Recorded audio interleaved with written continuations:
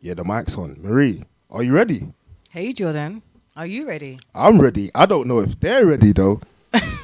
Well, let's see. Welcome back. Good evening, good night, good morning Wherever you are. in the world. Yeah. How you feeling, Marie? I am blessed. I think I was a little bit tired today. I don't know if it's the weather this week. It's been a bit cold, gloomy. Got to wear some extra layers, which I think has been making me feel a bit tired. But other than that, so far it's been a blessed week. Yeah, it's been Yes. weather's been messing with me still. This rain and all of this stuff. You know what I mean? It's Mm. not been ideal. Not been ideal. But here we are. Here we are. It makes you Evening feel a bit lazy as talks. well. Oh, of course, of course, of Sluggish. course, of course, of course. It's not easy at all because especially if you are maneuvering within it. You know, if you're in your office or wherever your place of work is, for argument's sake, or you're at home or you're in another safe, dry place, it may not affect you as much as those who are actively On the outside front line. on the front line or working in these conditions. Hey, Clary. So yeah, it's not as easy as folk may think. You know what I mean? Yeah, not easy, not easy. But yes, I'm glad we're back. I'm glad we're back. Um, So how are you, Jordan? yeah, I'm gonna use the same word like you. I think I was quite tired today too. You think? Yeah, Jordan, do you think? yeah. And I was tired, man. I was tired. That nap that I needed, just yeah. I wish I had it a bit earlier. So to speak. Yeah, it wasn't as I can kind of tell easy. when Jordan's tired when we're having our conversation. Okay, okay. Because we'll be speaking and then there'll be like little moments of silence. Or Jordan would just sound like all the words just get all mixed up. I'm like, Jordan, all right, cool. You rest and we'll speak later. Yeah.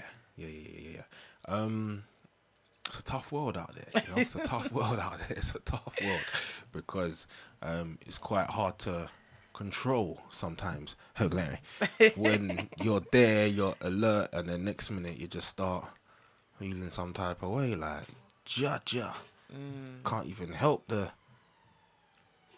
what do you call it there, the sleep when it starts coming down on you. You know what I mean? But yeah, all good, all good, all good. Um, Last week, Marie, very big um Show. episode. Yeah, Yeah. yeah. Very reflective. We wanted to unpack it. We wanted to, go into it. And I don't know, maybe, a lot of the time we try to cover a topic in one go sometimes. And when we start analyzing it, by the time we start engaging in discussion with our wonderful, amazing listeners, we just, Realize that. yeah, we can't get through it in one Yeah. go. Yeah, That's why so, we do part twos. hilarious. And today is a part two. It is a part two of Behind Behind the the scenes, Scenes. stroke, knife crime. That's right. You know, when twins say things at the same time and stuff like that. We got that, don't we? A lot of people have said, I don't know how you and your co-host do it. I don't know how you lot like gel like that, but you lot just, yeah, it just works. And yeah, because sometimes me and Marie will say things at the exact same time. It's like some little twins or something. You know what I mean? You know what I mean? So yeah. But I'm happy to discuss this topic here today on a serious note. Because do you know what? This topic here has been a topic that has been passionate. Sorry, I've been passionate about. I mean, Yes. for Yes. many years. Yeah. Especially being a young man, in our community, seeing the things that I've seen and stuff like that. Yeah, this topic has been a topic that I'm just like, yeah, you know what, we need to cover it. But it's more than just the incidents that we hear about. It's that's why we've called it behind the scenes, Behind the because there's scenes. other factors That's right. that can be contributing to the final act that's carried out. And it's not.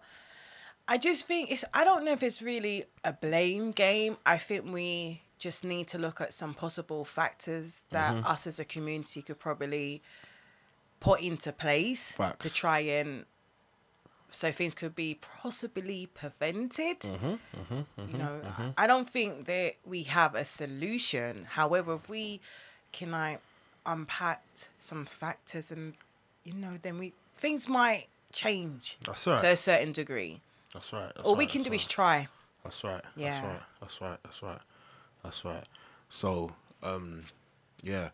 On that note, yeah, we're gonna be unpacking and exploring a lot more with behind the scenes, and as Marie always loves to divulge in the mindset. Yeah, the mindset. Yeah. That's right. Because they're starting. Sometimes what we do in life starts with a thought, and how we feed that thought. That's when actions come forth. That's right. What other factors feeds that thought as well? Is it music? Is what we're looking at, what we're hearing, what we're around? There's a lot of things that can lead to a final action to come forth. 100%. So it's just looking at exploring that today. 100%. We also want to let everyone know who's listening worldwide, you can tune into the Just Cool Radio TikTok, and in doing so, you can watch live, and later on in the show, we will activate the call-in functions, so you via can the TikTok, so you can call in and actually discuss with us. So we've been very appreciative of everyone who's been logging on to the TikTok with us and commenting and stuff like that. But today you can actually call us, once we unleash that function, if you like. You know what I mean? Because yeah, we want to hear from you. We want to have a very good discussion tonight, so yeah. But Marie, to kind of recap before we move on, in terms of last week, what were the kind of things we covered last week, just to give anyone who wasn't with us last week a little insight to what we were discussing last week? So we looked at some of the statistics out here, what is going on regarding the knife crime. I think we're going to have to bounce off each other on this one, Jordan. Yeah, that's fine. We looked at the statistics. Yeah. We looked at, there was, what's that one in the shop nearby, the stab pack? Oh, yeah, that's the stab kits. Yeah. Yeah, so that was actually quite interesting to know, because I didn't know that there was one so close by. Yeah, because you hear about things, so you don't realize how close it is to you. That's as right. well. And then we looked at, sorry, Jordan's on the right glasses. Then we looked at what others are doing in the community in regarding to like helping the knife crime. We looked at how, sorry, I can't even see properly. My apologies. Which one? What organizations are doing to help? Yes, that's what. Yeah, so yes, we looked at what organizations are doing to help. We looked at some of the prevention. Yes. Inventions, if you like, that were made, like the stab kits and stuff. Certain portable first aid kits and stuff that people have got to help. If one's in the unfortunate event of being stabbed or seeing someone else who's been stabbed.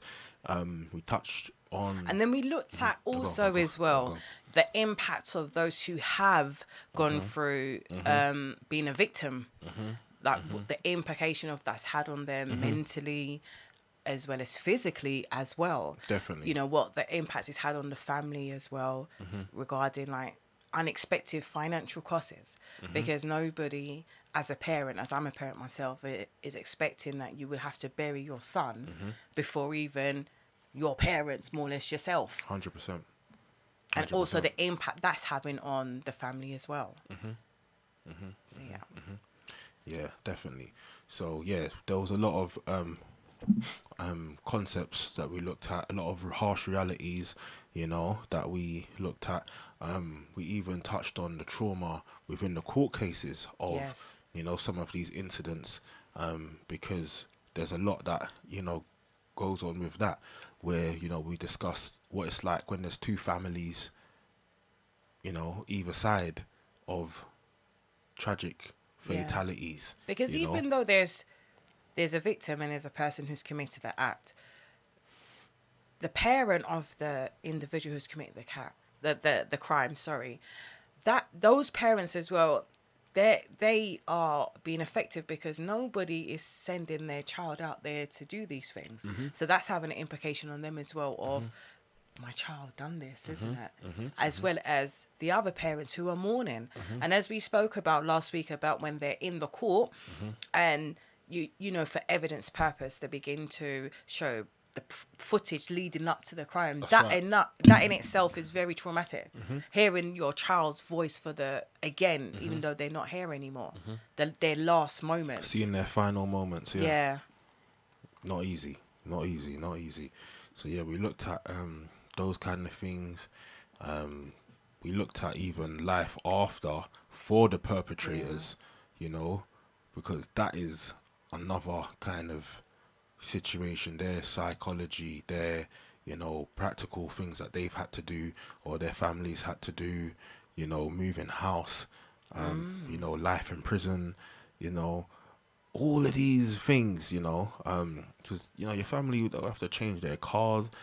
In certain cases they got to move out the area entirely, completely change numbers, changing schools, like, do you know what I mean? Yeah. Moving away, and then even what issues that can cause within your siblings and stuff like that. So we looked at a lot. So please, if you are in tune with us right now, I'd encourage you sincerely to have a look at part one.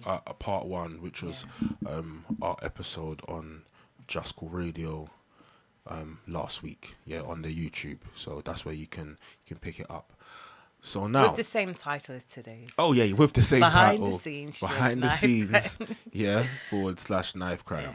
Yeah. So at this moment in time, we're gonna move into an interesting item. Before we blessed our listeners, our wonderful audience with interesting piece, I would just like to wish my nephew T, which, because he's my nephew, I call him Vanilla Ice, happy 20th birthday for Monday. God. That just went. Monday just gone. Big him up, big him yes. up, big him and up. Jordan also knows my nephew Vanilla Ice. Yeah. And when I told Jordan today how old he was, I Jordan couldn't was believe it. I felt really old. taken back. Yeah, I felt old. You know what I mean? Because them man there, you know what I mean? Me and my sister used to look after him when he was little and that, you know what I mean? He's taller than me now, you know what I mean? So, yeah.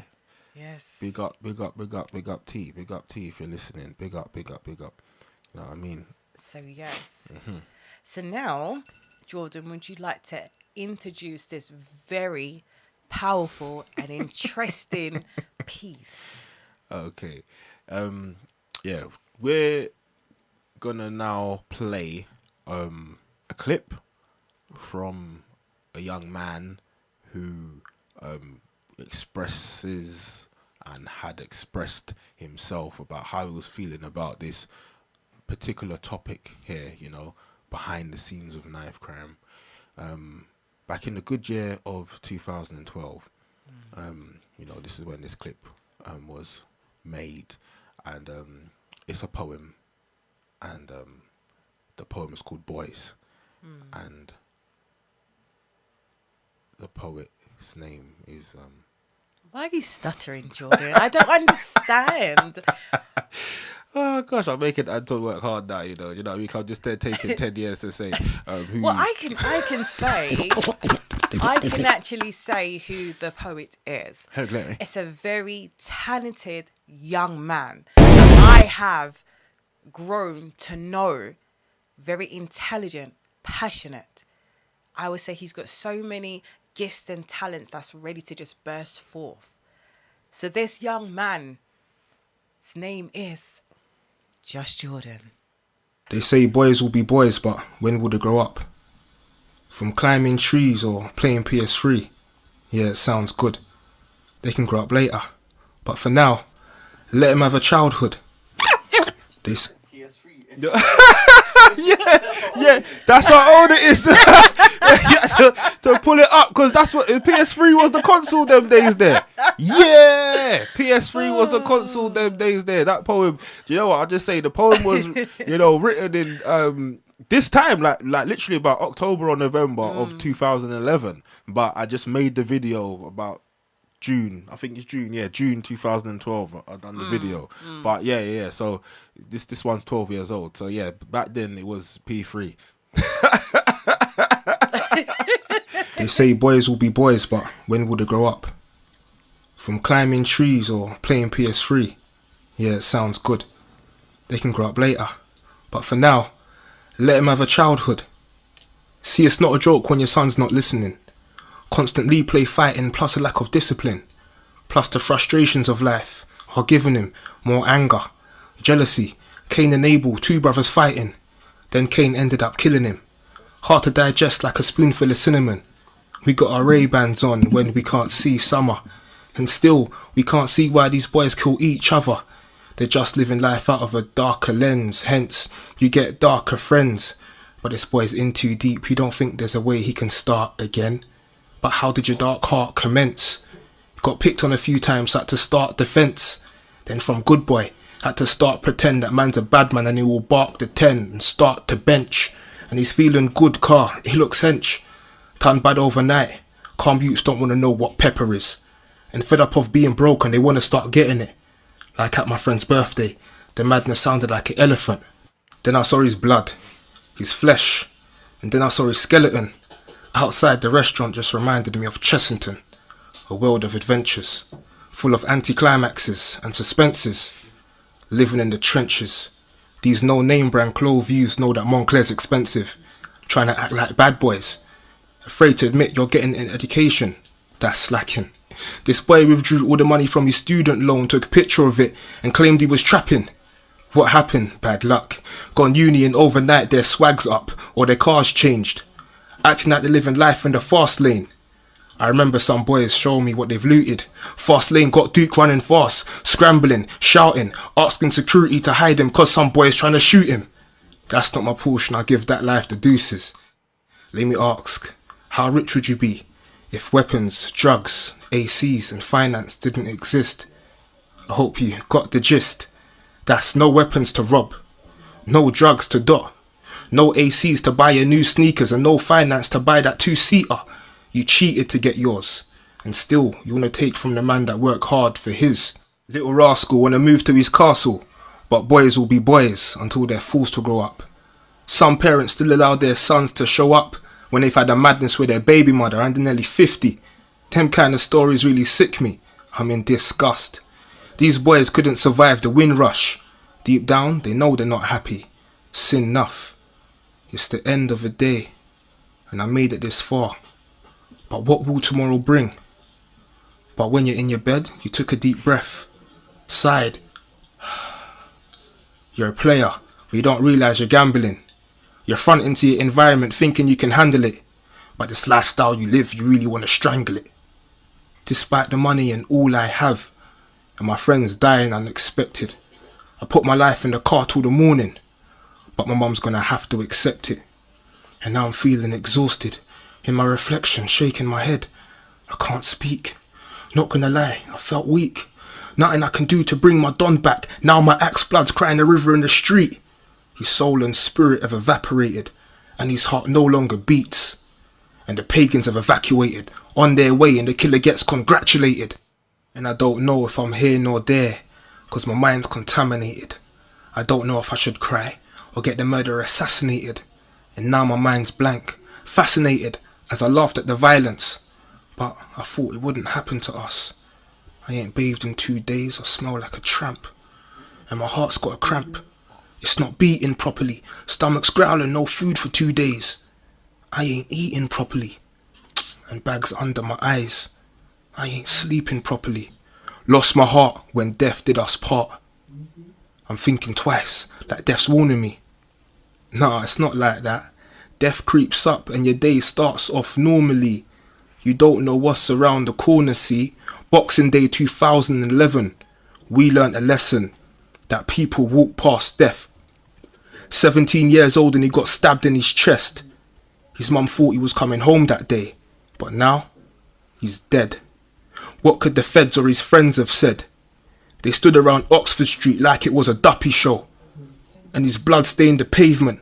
Ambulance had to cut his clothes, and they looked and smiled and carried on shopping. Is no one clocking? Mothers are raising sons because dads think that the job is communal. They're never really there as they should while their sons are alive, but you might catch them at the funeral. My friend's stomach got cut open in the same fashion as a cesarean. The blood came out his tank like water in an aquarium, but he's alive. When these boys survive their wounds, it's only God that's sparing them. Not their strength, but God. Communities, we need to start caring again to raise these boys and make them men. Amen. Amen. Amen. Yo, people, just that one.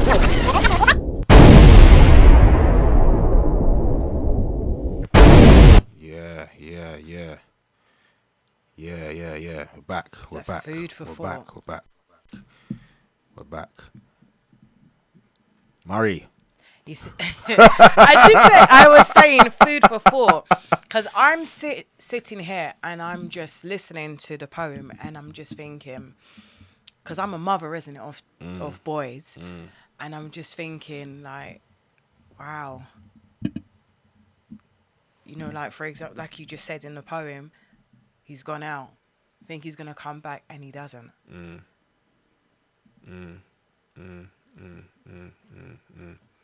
And it just makes me think, do our young people fully understand like really what their actions is doing, not only to the victim's family and the victim, but the wider community? I remember there was like many years ago,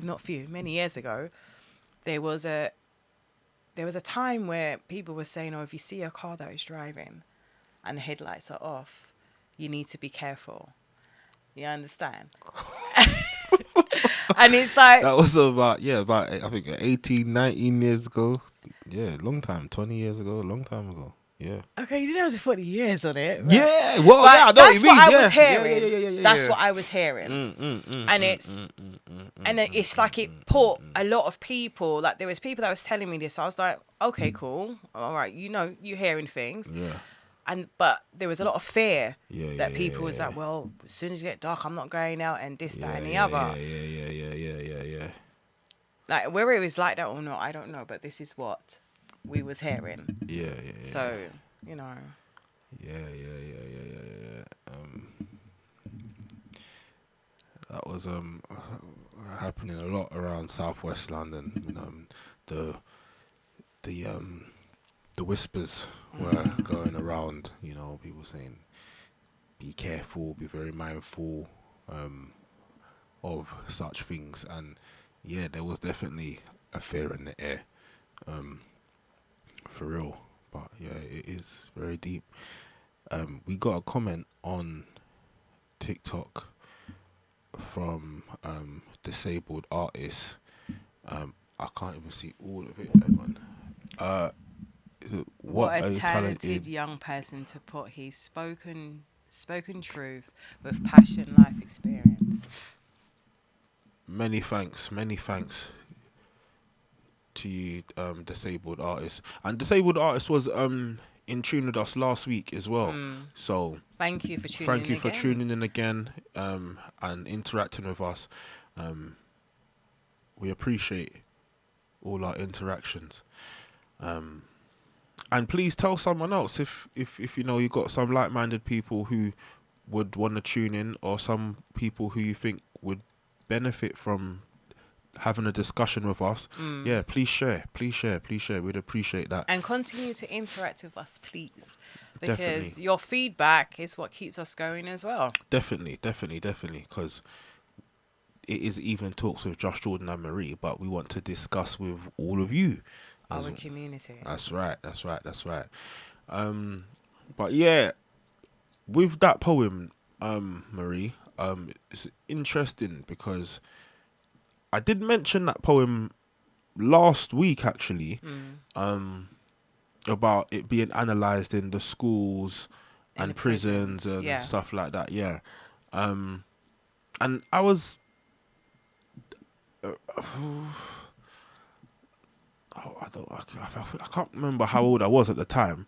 When I done the poem itself, I just turned 18. Like I just turned 18 when I done the poem.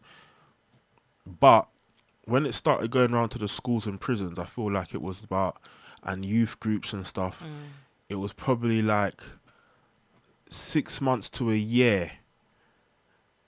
Maybe, I don't know. I feel like it was in 2012 is when it started to get shared anyway, like among youth groups and stuff like that. And the maddest thing is, back then there was still youth clubs. There was still certain youth incentives that were. There's not much. There's no youth clubs. Yeah, now. like They're it's gone, aren't they've messed up a lot of stuff, to be honest. Yeah, then eventually, as I said, schools, prisons, and a few other, similar organizations and stuff. But I feel like because it was coming from a young man who's living, like growing up kind of thing, growing up, maturing, going through adolescence, just a teenager, going through life at that time. It was received pretty well, and especially with a lot of people being able to relate to it, kind of thing. And I remember one time I shared that poem at I think it was Brixton Town Hall. I think it was it Town Hall? I think it was a town hall, and there was like the police were there, local MPs, like a few. So did they give you a feedback, the police? Yeah. Was that interesting, Jordan? Yeah, there was one particular police officer who, in Lambeth back in those days, a lady, she was of colour, as they would say. She was a black woman, innit? Like she was. Why are you being so politically correct? Yeah, no, she was a black woman. Yeah, she was a black woman. And when I was doing the poem, like I was getting a bit weary, kind of thing, because she was dead looking me in my eyes, like when I was doing the poem, when I was performing the poem, and I just done it. You know what I mean? I just done it, like raggo, boom, boom, boom. And then after. She came up to me and she was just like, "How old are you?" So I was like, "Oh, I mean, what?" Like she was just like, "I can't believe this." Like, and anyway, we're discussing, and she was just like, "That was amazing. Can I give you a hug?" And I was like, no, no. I don't want people to think we are friends. This is what I'm saying, yeah. I'm thinking you got your taser on you, your kind of put me in a little position there, you know what I mean? Like, I'm thinking, bro, like, what are you trying to do? Like, if I say you can't hug me and all that kind of stuff, what are you going to do? Taser me and then say it never happened? Like, no, I felt cornered still, you know what I mean? But, the level of appreciation was very high. And she just said to me, "Look, don't look at my uniform." Like, she said, "I know that that's what you're doing, but don't look at my uniform." She said, like, "I'm actually a human." Like, that touched me. Like, that, I got goosebumps. Like, that touched me. Like, she said, "We're trying to, solve problems right now that are on our streets." She was just like saying, "But we need more young people like yourself who, have this kind of perspective, who are going to help." And, I was taken down there with Dr. Mohammed Hashi, Brixton Soup Kitchen.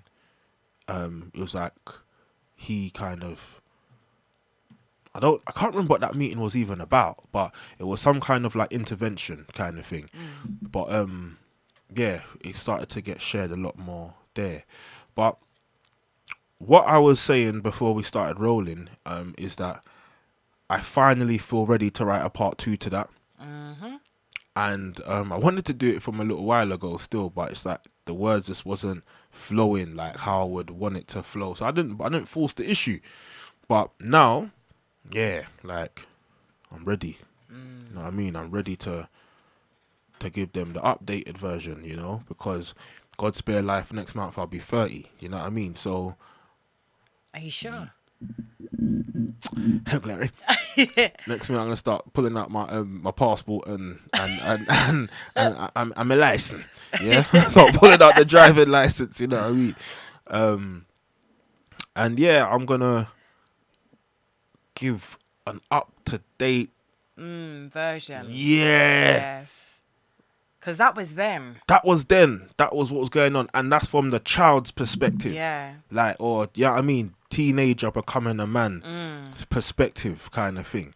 And a lot has happened in that poem. Then. Sorry, From then a until lot has now. happened since that poem. I mean, and yeah, there's a lot to report, really and truly. I'll give an example. There's a bit where I say at the end, my friend's stomach got cut open in the same fashion as a cesarean. The blood came out his tank like water in an aquarium, but he's alive. Yeah, see, I didn't want to mention that part because that was a bit too graphic. Graphic, yeah, because And it's like, for me, just hearing that, I actually kind of visualized it and I thought, no. yeah, because it was very graphic what happened to the Yeah. young man, whereby he got stabbed, It's real life. and then the man just done that, like just moved the blade from one side to the other side, kind of thing. You know what I mean? And yeah, it was graphic stuff. You know what I mean? But Graphic that's what I'm stuff. saying. Do they, I feel like they really overstanding? Yeah, it was graphic stuff. You know what I mean? Yeah. Very graphic stuff. And unfortunately, that friend of mine is no longer here because another situation took place where he didn't come out alive. Now, you know when, oh, sorry, at the end of the poem, so after that bit where I say, but he's alive, when these boys survive their wounds, it's only God that's sparing them, not their strength, but God. Communities need to start caring again, raise these boys, make them men, amen. Now, it's nuts because the discussion comes up, oh, like, how did this happen? Like, how did God let this happen? And like, it's crazy. Like, you know, all these natural thoughts and emotions, you know, start. Is it fair, Jordan?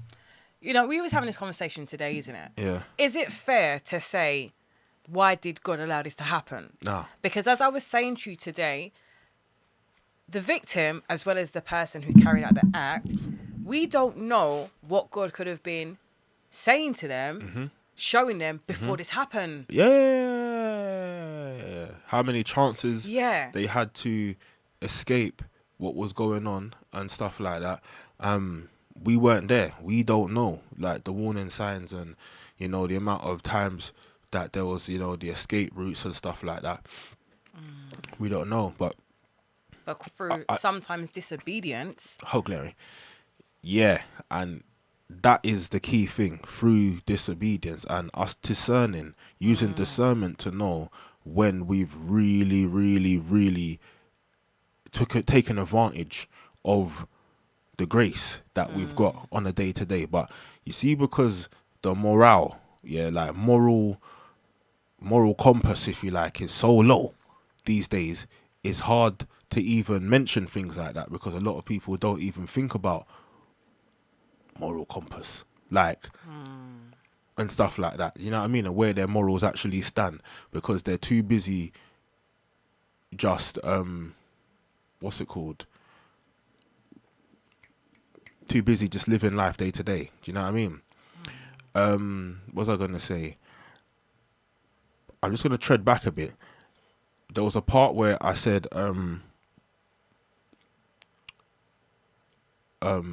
about basically the dads, like, is no one clocking that mothers are raising sons because dads think that the job is communal. That's not all dads. I'm just was using an example, yeah?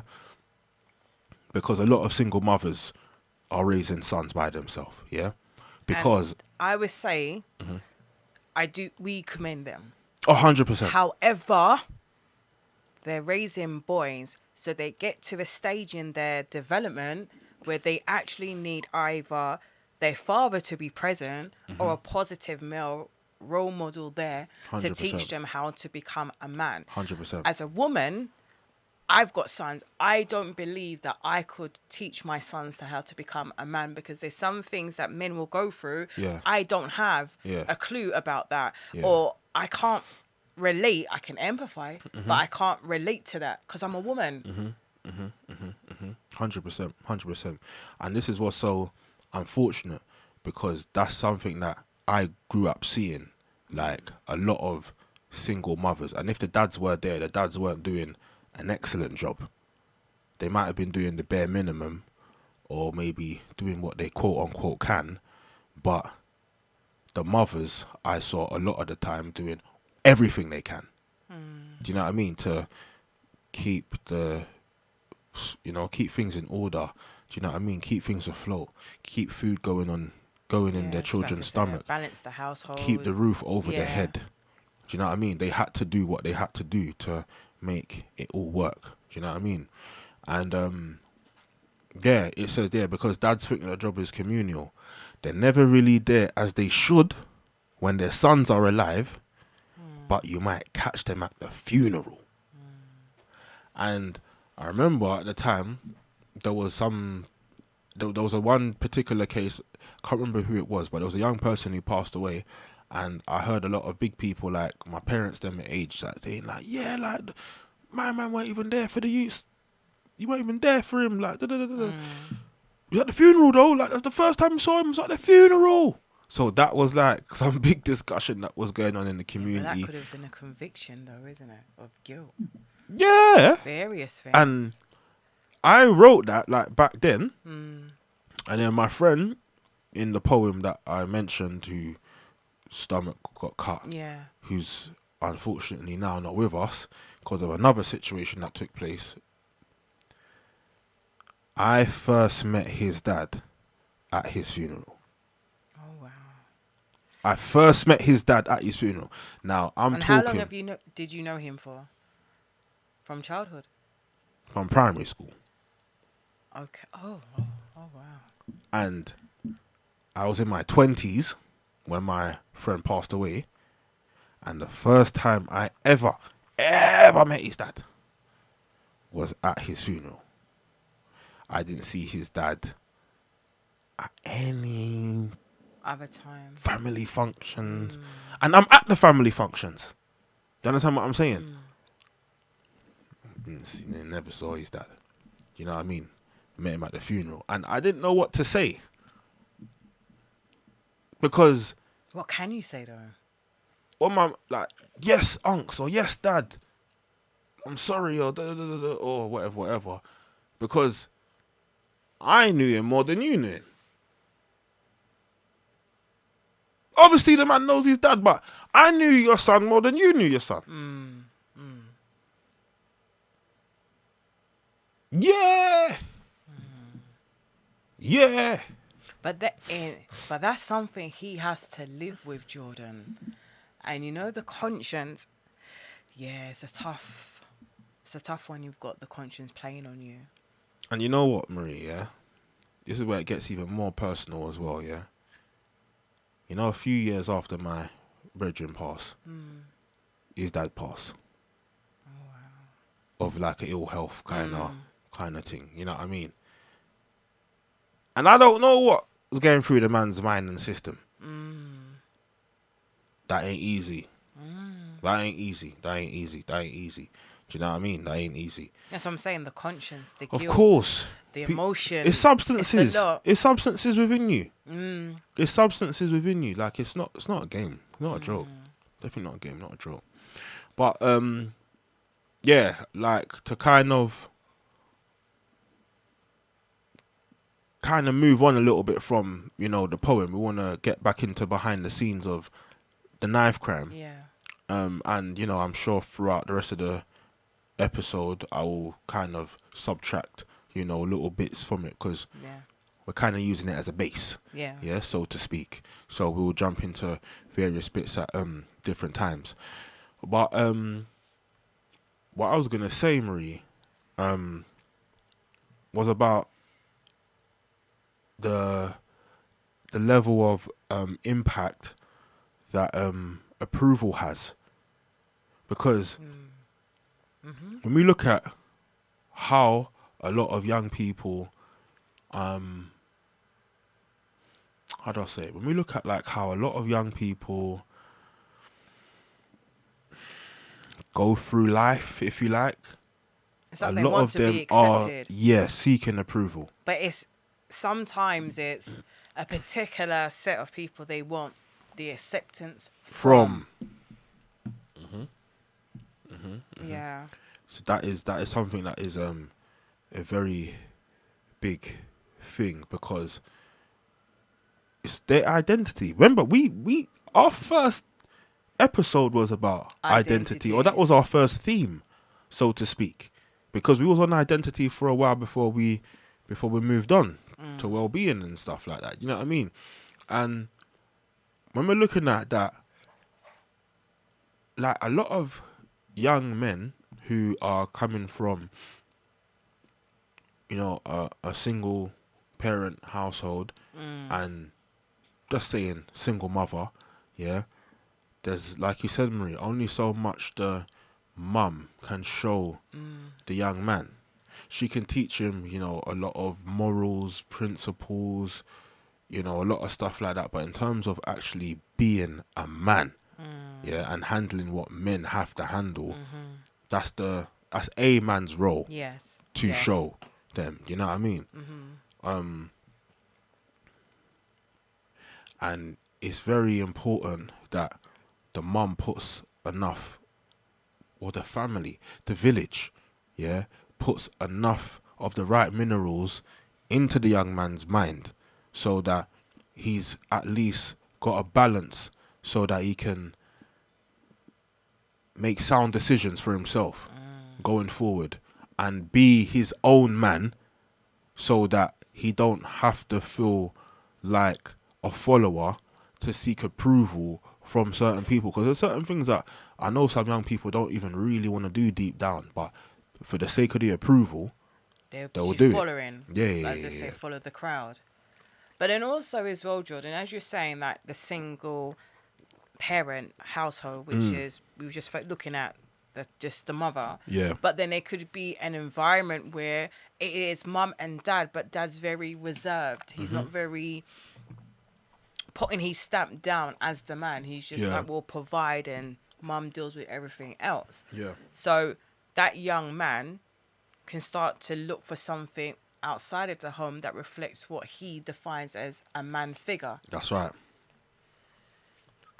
And you know what? When you just said that, Marie, just brought another situation up, yeah?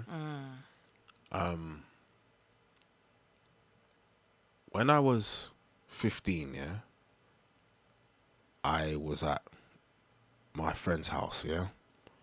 But it's like my cousin, I'll call him my cousin, innit? Like, because that's how we grew.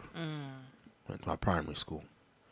His mum and dad were married, yeah? But the dad had a bit of an inconsistent kind of, pattern, if you like. 1 minute he's working, next minute he's not working. You know what I mean? Certain things like that where, 1 minute he's working, next minute he's not working. But mum's been working the whole time. Yeah? The whole time mum's been working. So if he's not pulling his weight in the house, but then there's 3 boys in the house, and the mum's getting fed up, the mum's trying her best not to express what she's experiencing to her children, to her sons, but the sons eventually, they're going to start witnessing it and seeing it like, raw, Like, how come you ain't doing this, or how come you ain't Asking questions. Yeah. 100%? Now, remember I said I was there and I was 15 years old, yeah? Never forget this. My friend asked me if I wanted some dinner, if I wanted something to eat, yeah? So I said, yeah, why not? Because his mum can cook good, so I'm not going to say no. And I'm hungry, you know what I mean? Cool. Now, they are dogs, yeah? And one dog was cool, but the other dog was a troublemaker. And if the cool dog sees you, you can walk around.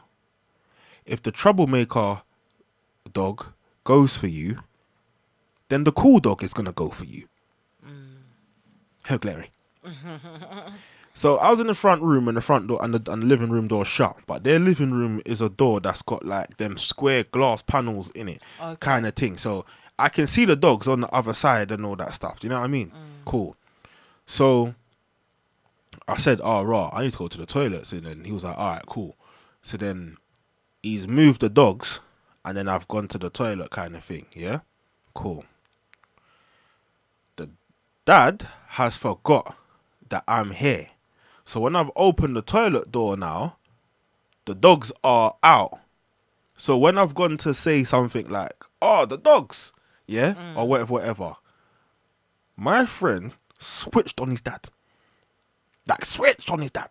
Remember, we're 15, yeah? Why would you do that? And you know Jordan's here. I was like, who are you talking to?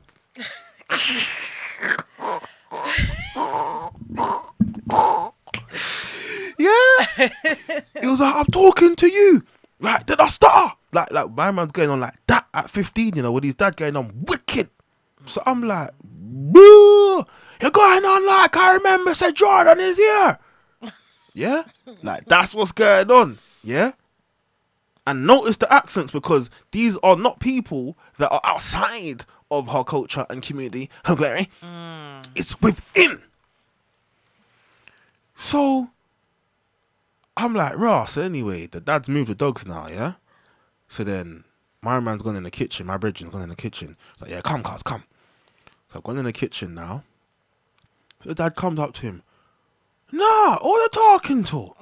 Yeah? Sorry. But then watch my friend now. It's just, this is him sharing out my food, you know. My brethren's just sharing out the food same way. Yeah? And then the friends, then the dad's like, no, go on then. But obviously I'm not saying my man's name. He's like, go on then. Like, let's just say son, yeah? Go on then, son. Do it. No, do it. Yeah? And my brethren's just doing this. And you know what he said to his dad at 15 years old, right in front of me? He goes, you know what? Just as calm as this, at 15. You know what? I ain't even going to do nothing.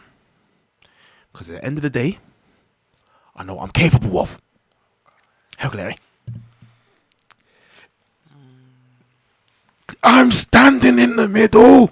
So what was your thoughts, Jordan, when you witnessed I this? know what this guy is capable of, and he's a nut job. Yeah? I'm calm. He's a nut job. Yeah? So I know he would do something to his dad if he got that mad. Yeah? He probably didn't do it because I was there. No, in fact, he did not do it because I was there. Because I'm looking at him like, cuz, yeah? And then the dad now, that's that man's uncle. So if I'm go, yo, like, and say something to the dad now, he gonna tell me what to do and where to go. But I'm in his house. But because the ranking was all messed up, and the mum is up, sir. Sir. The youth mans, he's underneath the sun. the youth mans are talking to him like that. Well, let me just say he was, and that's my brethren who's the youngest child. Okay. At 15. The older ones didn't really give him lyrics like that because they just didn't really regard him. Like, it was like, that man, they don't do nothing. So he just kind of blanked him They out. just blanked him out. He Yeah. like, it was just the fact that it was the tone that my brethren used. They're like, why would you do that? You know Jordan's there. You know, why are you letting dogs out for? I know Jordan's there. And it's a mistake, you know. It was a mistake. My God. So I told my dad that story, yeah? And I know from that day my dad never liked my bridging again. Yeah? I know from that day my dad never liked my bridging again because he couldn't believe how rude he was. Yeah? But people might go, oh, what's this got to do with knife crime? Yeah? But we're talking about behind the scenes. Yes, yes. Because this is what's going on behind the scenes. Yeah? The man's in the house and his youth mans don't respect him. No respect. Yeah. No respect. Might as well just been the mum. I just want to say, Jordan, we are not here to say that if you're a young man and you were raised by a single mother, we're not saying that single mothers cannot do a great job. That's not what we're saying. But we're just saying that in some situations where a young person is raised with a single parent, there's factors that can actually affect them to where we are today. There are excellent mothers out here who probably have raised 3-4 sons, and there probably was no father figure around or even a male role model. So we're not trying to say if you was a single mother that you're not capable of raising your sons. We're not saying that. We're just giving an example of these are things that are happening out here. There are some single parents, and it could be men who could be the single parents 100%. Where the daughter as well as the son 100%. can still 100%. go down, choose a different path. 100%. 100%. 100%. 100%. You know what, Marie? What you said is so key because we know single parents who are male and females. Yes. Yeah? Yes. Because remember, we touched on the impact of the absent parent. We've touched on some of this Yes. stuff before. Yeah. We got layers. There's episodes. Yeah. There's episodes on episodes where we've been going through what's going on in our community. When we were saying that the impact of the absent parent, we are not only talking about, as society would throw that narrative out, the absent of the dad, because there are some mothers who are absent as well. There are some fathers who are raising their daughters as well as the sons. It works on both sides. And we also covered absence in the house, where you're in the house but you're still absent. We covered that as well. Yes. We covered that as well. Now, the problem is in that household that I was talking about, where the dad was having these inconsistencies and stuff, yeah, the dad had hit like a glass ceiling. Like there's only so far he could go. Like when he was in a job, you know what I mean? He was getting his bob, but it just wasn't respected because they're thinking, all right, you're probably getting like a little idiot £1,600 a month, but I need to buy a pair of trainers that cost £8. That's just my trainers. Like my trainers might cost £800.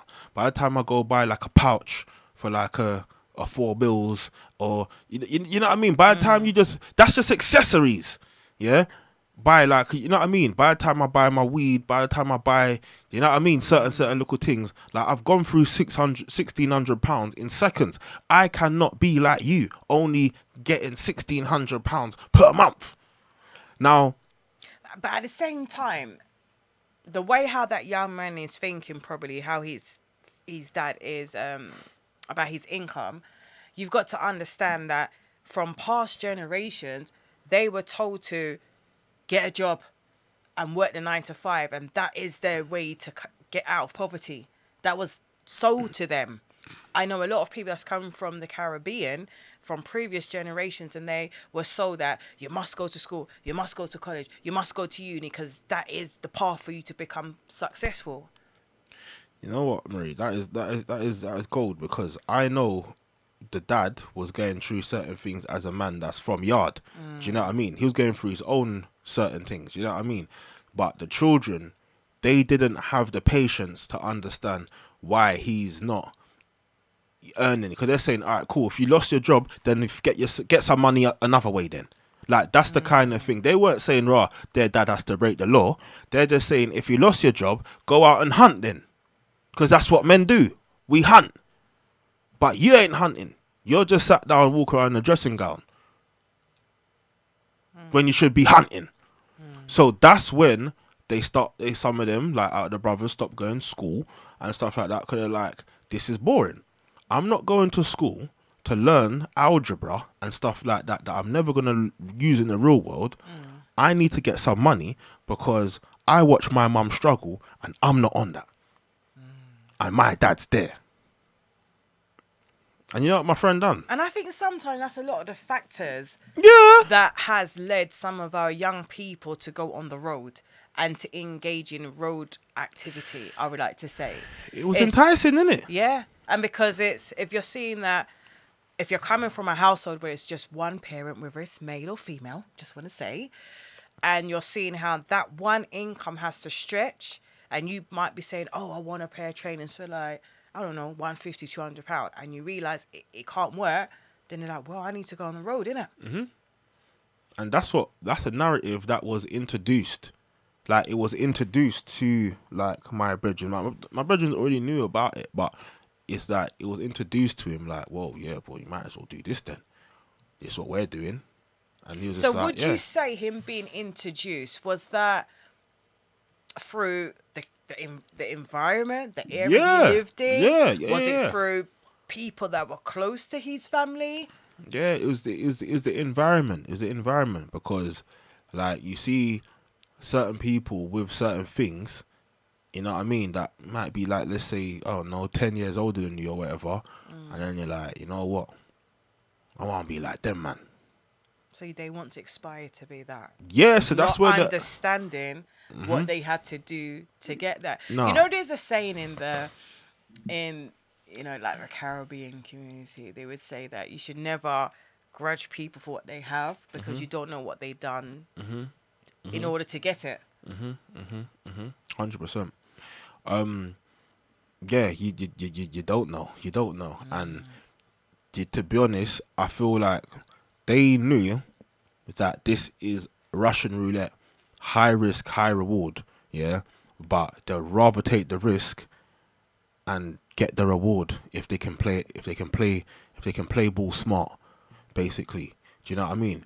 But then you see, in the meantime of doing certain things, it brings about more problems, because some ways of earning money was taking money from others. Yeah. Stealing as well.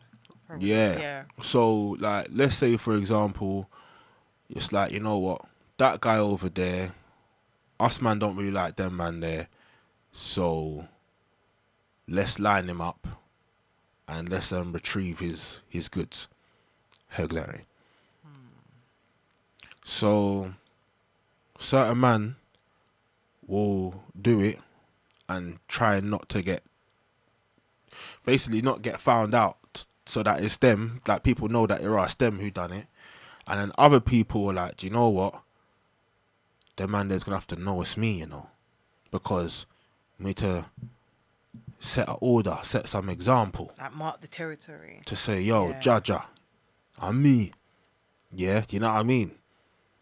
Like, we're responsible for that. And obviously, those people have got to respond. And then that brings about a lot of other problems, because a lot of crashing starts happening. Yeah, and then you got, like, people that you may not necessarily be clashing with, but you have people that are grudging you now, that you're either getting the respect and you're making the money, you're living a life that probably they would like to, but I'm not doing it. So it's a hard road, isn't it? Of course it's a hard road. You don't really know who to trust when you're on that level. Of course it's a hard road. Exactly. You have to, you know, who are around you. You have to look at it from this perspective. Are you around me because of me, or what I bring? Huglery. Are you a true friend? Are you a frenemy? And there's a lot that comes with that. But you see, another thing that when I was talking about approval, imagine if a man who's got things on the ends sees you as, like, you know, a young bucker, look, you know what I mean, one of the young ones. He's one of the young lot, for example. They might be like, you know what, them man there need to respect me, you know. So I'm gonna do certain things to get them man there's approval. So it's an ego thing as well. Of course. Yes. Because, like, let's say, for example, you've got a bunch of 16, 17, 18-year-olds, for example, yeah? You're going to have a couple 18-year-olds that are moving like they're 25. You know what I mean? Then you'll have a couple 18-year-olds who are moving like they're 16. So, a couple people will know, like, out of the group, of that age group, they will know, like, who's driving forward in that kind of way where they're gonna graduate quicker. Do you know what I mean? And step up to higher heights. You know what I mean? Faster. So that they're like, yeah, you know what? Them older guys, they're not gonna see me like them man there no more. Like, I need to do my thing so that I'm respected and I'm established out here. Do you know what I mean? So I've got my respect. Because that's what men want. Men want respect. Do you know what I mean? So from one, and people might be still saying, yeah, but what's this got to do with knife crime? Like, these not stuff. But this is where but this is coming from. This is where this is one possible factor of what can lead into knife crime, isn't it? Because you have to remember the word influence, like, is a very serious thing, you know. So, like, imagine like you got older brothers and stuff like that. Like, your older brothers are on what they're on, and they're the guys. You know what I mean? Like, and they're telling you go to school. I'm thinking, go to school? You man don't go to school. You know what I mean? Like, you man don't go to school. Do you know what I mean? But then it's like they're trying to protect their little brother from, because they know what it is out here. they know what's really going on. So they would rather him be the intelligent one and do something smart rather than, you know, do Get things caught that up. is going to compromise his destiny, kind of thing. Do you know what I mean? They're trying to work hard out there so that the young ones don't have to, like the little ones don't have to. But then at the same time, you get some older brothers who introduce it to them. Say, all right, yeah, cool. Take that over there for me. Drop this here. So that also can be defined as a family influence, isn't it? Of course. Because sometimes the influence could be in-house, not always on the out. Nah. Some families really, really specialize in crime. So would you say that will be defined as in-house grooming? Yeah. Because it's like, you know, like, all right, cool. Some family, like, oh, the dad boxes, the uncle boxes, and then one boy might like football, but he can't play football. He's got a box. Like, do you know what I mean? Because that's just what we do. You know what I mean? For example, so when you got some families like who really specialize in crime, like from the top to the bottom, like they all just, do you know what I mean? Like, there's some people whose mums are on this thing. Like, their mums are really, really on this thing. Like, yeah. Like, if their mum gets involved, it's long. Like, it's long if their mum gets involved. Because I know some people who've had to be in care for a while because their mum's done certain errands And had to go on a little holiday. Because their mum's on this thing. People I know. And you know, I do agree with you, but when I first heard many moons ago, because you would always more see as, I don't know, it sounds like it's a man's kind of doing, but when I heard that mums and females on, I was like, what? Nah, they're in it. Like, well seasoned in this thing. Like, well seasoned.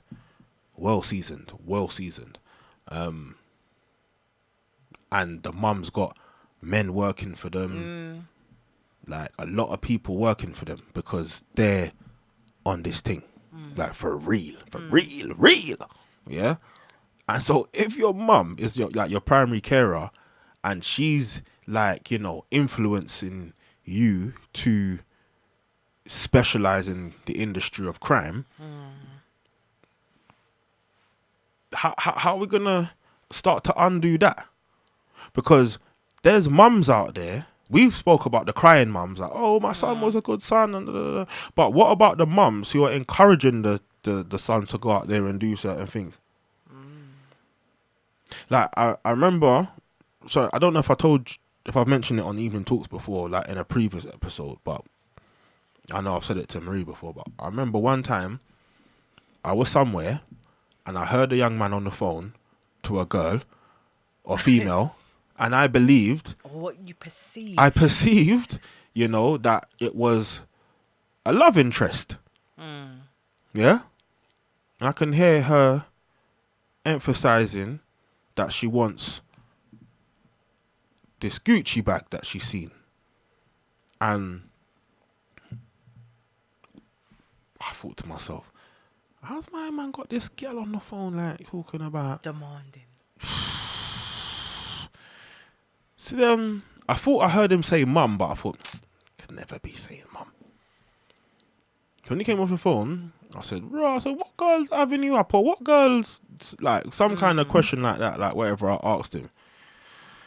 So, bro, that was my mum still. Oh, wow. I was like, what? Yeah, man. She knows I'm not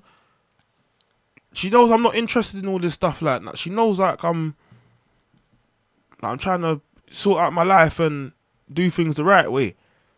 And I told her that I'm not touching them kind of stuff again. Like, I'm not doing it. I'm not interested. But she's there telling me, like, look how many times I wanted stuff and she went out and got it. I said, my God.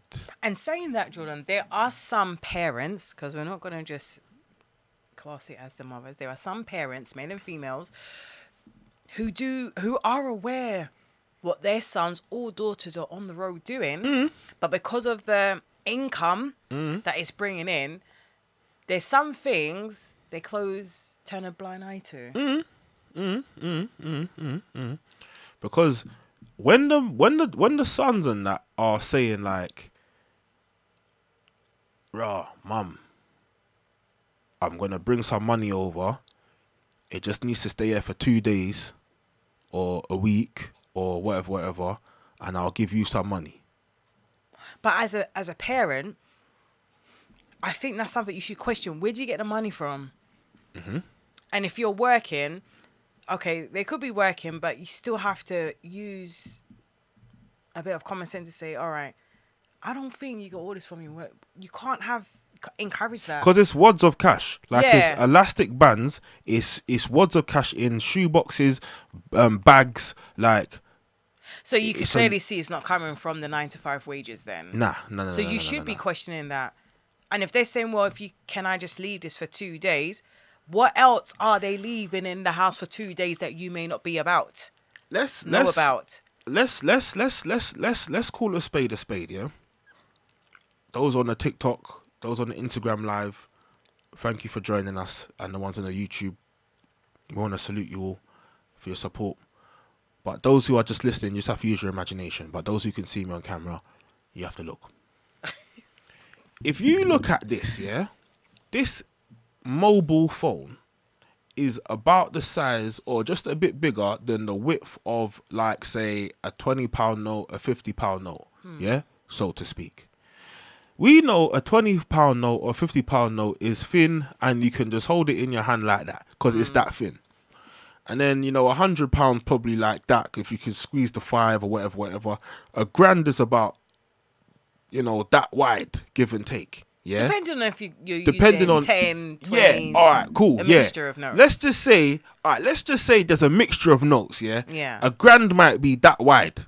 Yeah. For example, like, it's not very wide. For example. Yeah. But we're talking the density of there is like, all right, cool. It's maybe. So you know that's not 9 to 5 money. Come on. Because if we're talking about it being this kind of size, for argument's sake, and then it being that wide, for example, that's not filling a shoebox by itself. But then now we're talking about shoe boxes, plural, full of cash, that they're bringing to the house that needs to just stay there for a few days, and then yeah, mum, like we can give you a little piece and just take off the top. And then sometimes when the parent sees how much they are getting just for holding it for 2 days, they become attracted to that money. So, because that's another working. Sorry, that's a what's it? Working families. Tax benefit. What do you call it? What's the benefits them called? what, Then? universal credit? Universal Yeah. credit, working families, all into one. child benefit, Yeah. all them kind of stuff. So it's like a parent benefit. Yeah. Child maintenance as well. Yeah, All child in there. maintenance. It's like Yeah. a parent benefit now. So it's like, all right, yeah, well on to that. Yeah, are you all that? And probably if you compare it to what you would normally get through these benefits, that's actually much more. Yeah, because then now you can actually treat yourself. You know, you might say, you know, you're going on holiday, you're gonna go back home, or whatever, and you got a little more spending money. You can buy, you know what I mean? And some parents like the idea of that. Even the restaurants, like some people, like have been taking their mums and that to like some high-end restaurants for a long time. And who doesn't want to take their mum to no high-end restaurant? Of course you want to take your mum to a high-end restaurant.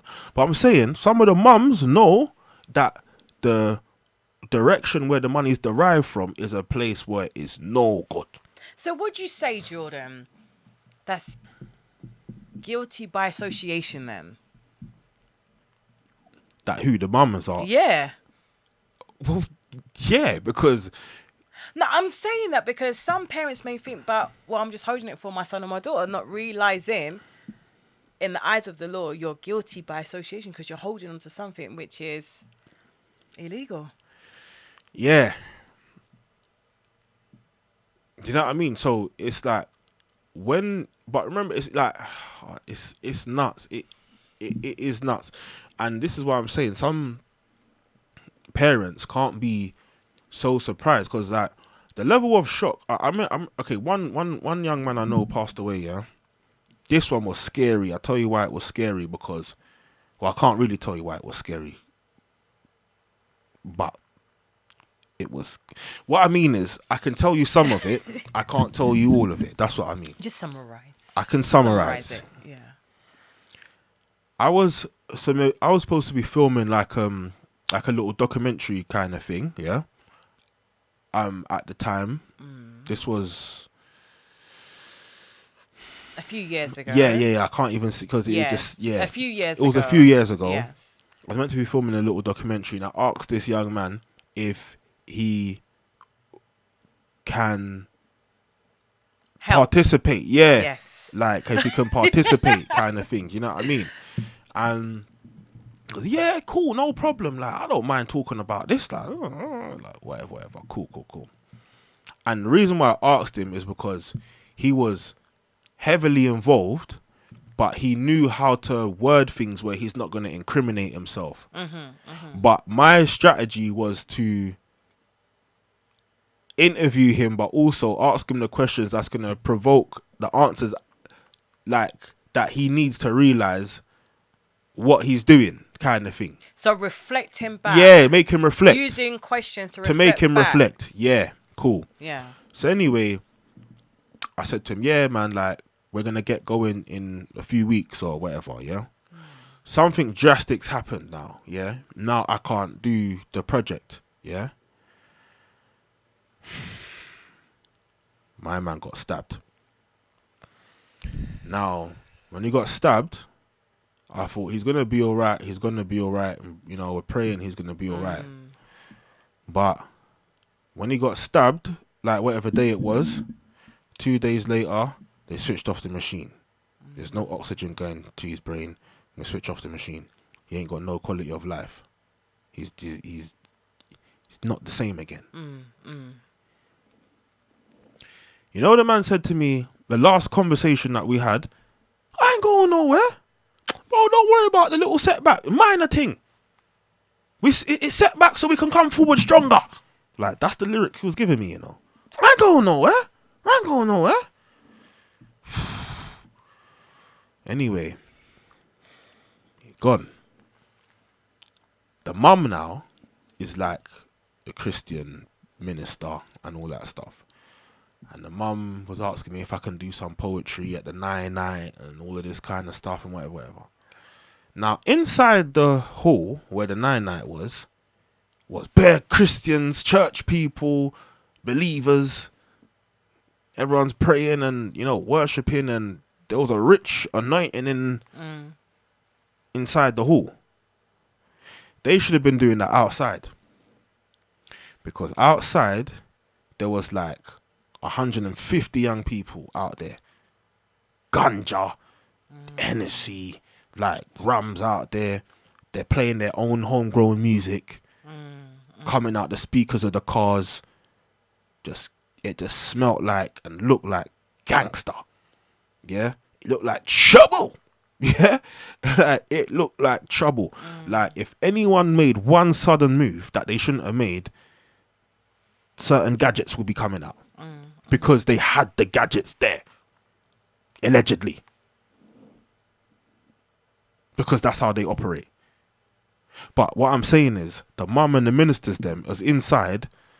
Oh, we thank God for his life and da da da da da da. And my son was a light, and my son was this, and my son laid his life down for another man, and and he saved a friend. And do you think they might have been a bit intimidated by those who were outside? No. They weren't intimidated by the ones outside. They didn't even know that there were so many young people outside because they were too busy inside painting a narrative of my man being an angel. And he wasn't. In the house. But outside, it's a whole different story. Man was a gangster, Like, man was gangster. Like, he was Do you know why I'm saying, like, with such emphasis in the G?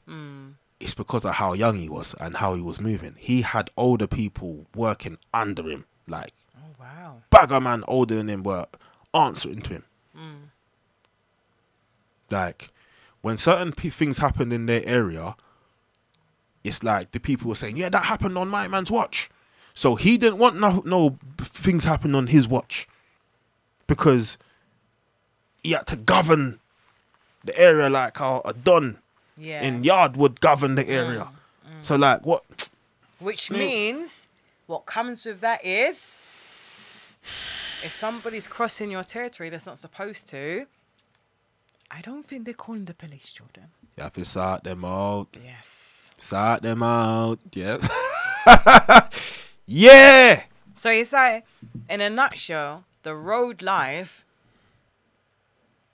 entwines with the knife and gun crime to a certain degree. Yes. Because it's a mindset. Because it's like you get up in the morning, like the knife is just a part of the other uniform. Like, how are my keys? How are my phone?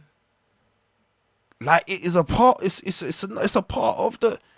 Yeah. It's like the uniform. It's part of the uniform. Yeah. Like, I don't carry any weapons. Like, 'cause it's not a part of my uniform. I don't. But some people carry weapons because it's a part of their uniform. It's not something that they think about. It's just something that they just do because it's a part of their uniform. But I also heard as well, I was listening to something, this gentleman said that a lot of the young males who carry a weapon is because they are scared as well. However, if you are scared and you're carrying a weapon, that means that if something comes to you, you're going to use it, right? It's not for show. Yeah. It's definitely not for show. Like, it's definitely not for show. And the situation can happen at any given because anything can happen in a New York minute. You don't know what's going to happen. None of us know the next 5 minutes.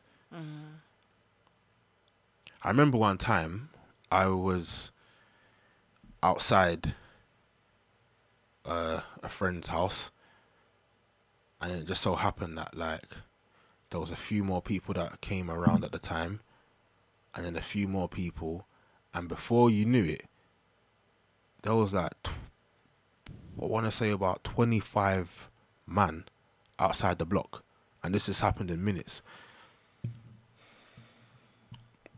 And then they're feeling like very unified and stuff like that, innit? A car pulled up right when everyone's chilling and slipping. Yeah? The car pulled in the estate. There's 4 passengers in it. Yeah? And they came round asking for a certain member of our area, so to speak. I was about 13, I think. I'm sure I was about 13. And these guys who were driving the car were 16. But they're from like another area. But they had a problem with someone in like where I live, Can kind you of drive thing. at 16? Not legally, Larry. I just. But they in the car they were like 15, 16. But there was man that were driving from like 14. Like when I was growing up, there was Or man even that was younger. younger, yeah, 13, 14. Like there was where the area where I went to school, there was a couple youths who were like renowned for carjacking. They had the know-how, they had the minerals, they had the drive to drive. There was one boy who stole an X5, you know. Oh, wow. BMW X5. I don't know. But he was like a year older than me. So I was 13. I remember I was in year 8. This brother was in year 9, but he got kicked out of school. The brother was driving round in a stolen X5. Wow. 14, you know. Driving an X5 like. So these guys, as I said, who came to where I was outside my friend's house when I was at 13, certain man was like, you can see certain man are nervous because you know who's in the car, and them man they're 16 but they're devils.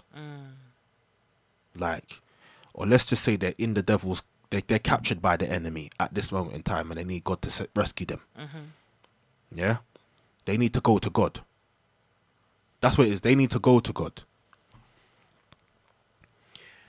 You see when the car left now, see a couple man like,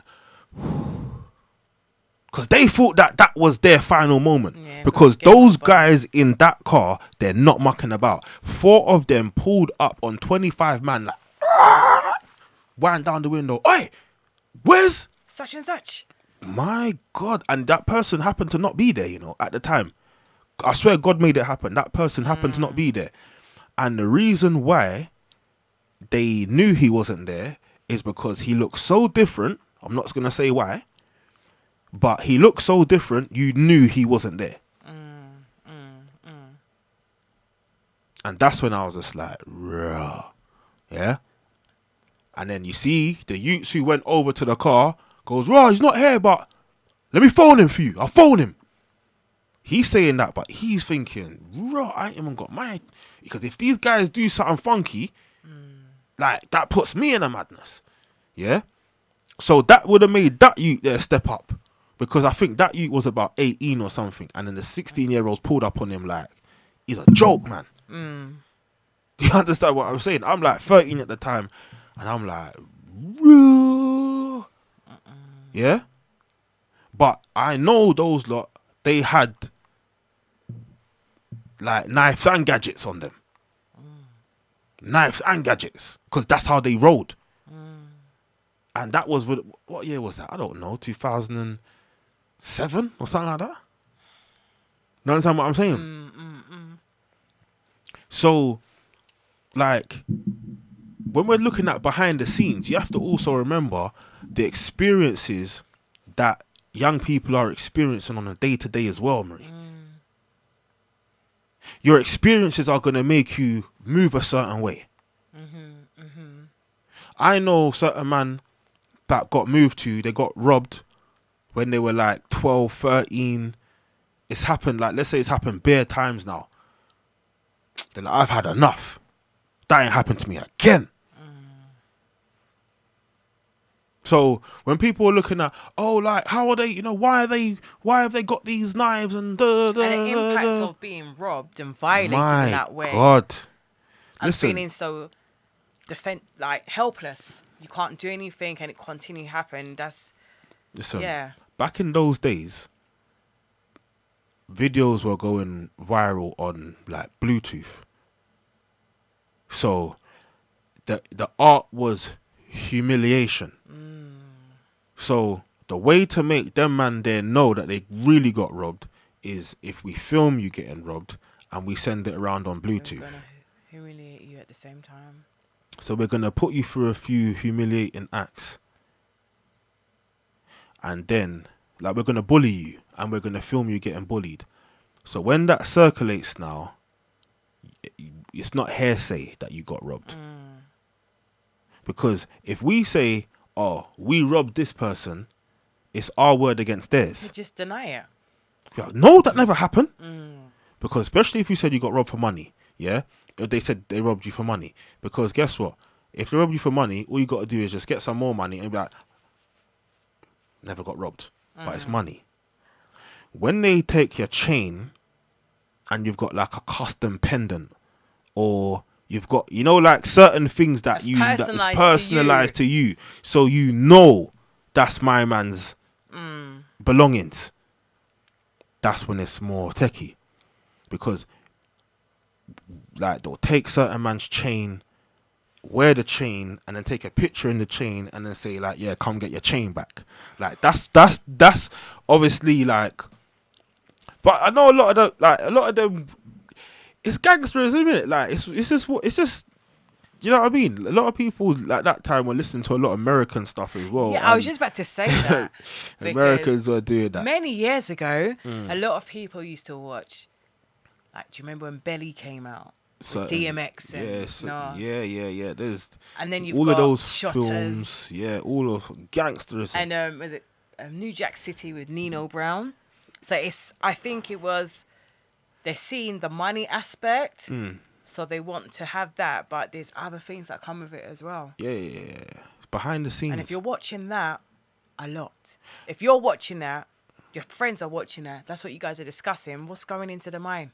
Imagine, and you know, you see, back in those days as well, yeah, like your old 05s, your old 04s, old 03, like, I saw people setting dogs on people. Like I physically, and you lot know, everyone on the Evening Talks audience knows Just Jordan is a dog man.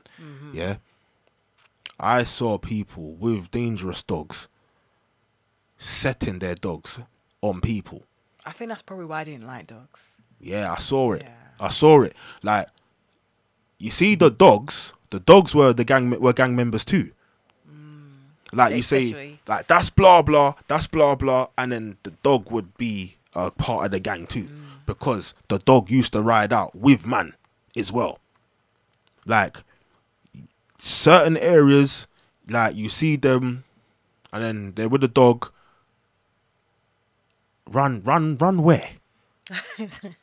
You can't run faster than the dog. Long send the dog.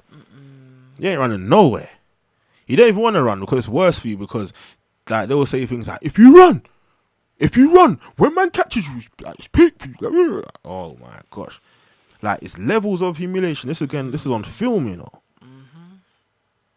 Man's damage, bruise, ego, everything, like that ain't happening to me again. So like I remember the first time, yeah, some youths like moved to me when I was like 12, yeah. They like, yeah, it's me and my brethren, yeah, and then they come up to me and was like getting mad and whatever, doing some, like they're from another school, innit, like, so they come down to an area I'm passing through, but their school is still like very far away, but I know who they are, like, kind of thing, do you know what I mean? And then you see when they done that, like they come up to me and my brethren, whatever, but we actually didn't have anything. We didn't have no money or whatever it was they were asking for us or whatever. And then I came in and it was a hot day. Now I remember the emotion. I was like, nah, fam, did that just happen? Because I have brethren that went to other schools that I heard that they're getting through this already. Like brethren from my primary school, I heard that they're experiencing certain things already. They're already, they're clashing with people, and then now it's getting to crashing now, because your older brother's got to get involved, your older cousins have got to come down to the school. Like, now you're not going to school for a few days because it's a bit hot right now, it's a bit peak, and you need to teach man a lesson. Like, that's what was going on. Like, when you're like 12, 12, 13, like, that's going on. So I remember the first time it happened, it was a hot day, and I came in, and I phoned my mum. I said, do you know what just happened? Mum was like, what? Who done this? Like, mum was getting mad. Cause my mum's a real lioness, real lioness, She'll box a man in his face one time, touch her cups. The ones there, yeah, she'll do him in. She'll definitely do him in. She ain't having no one trespass on the youth them. So I said, yeah, like, I'm alright though. Like, I didn't do nothing. Like, did they? Are you sure? Like, my mum thought that I was trying to cover up for them, like they might have hit me or something like that, but they never hit me. And then another situation happened. I said, "Raw, mum, this happened again, But then my brethren had like a couple coins on him. He's like, "Oh, raw, like your hair," or whatever. And then like you see certain man, and then they're on the same thing. Like, yeah, he looks like a victim. Like, yeah, look, we're gonna move to him, man. Blah, blah, blah. And then what I was doing, I was talking my way out of certain things. So when these things happened, I was talking myself out of these kind of things, you know what I mean? And then some of them can't even talk yourself out of it. So when I'm trying now not to tell certain people, like my older cousins or my neighbors and certain, because I'm thinking, boy, this is gonna be peak. Once they react to this, I'm gonna have to move a certain way after this, like for real, yeah. But at the same time, though, I'm not supposed to be experiencing this, and man feel like they can do certain things because they're like 15, 16, and I'm 12. And they can get away. And with they can it. get away with it. Yeah. And there's bare them as well, So it's like they're coming to intimidate you more than anything. Marie, I learned a lot over those years, yeah. And when I see certain man that I grew with start to maneuver a certain way, it's because they're like, I ain't having it. I ain't having it. I ain't having it. And then before you know it, like they're in a group setting and everyone's saying, we ain't having it. Do you know what I mean? And while we're at it, we need some money. So let's get to the money. And we ain't having it.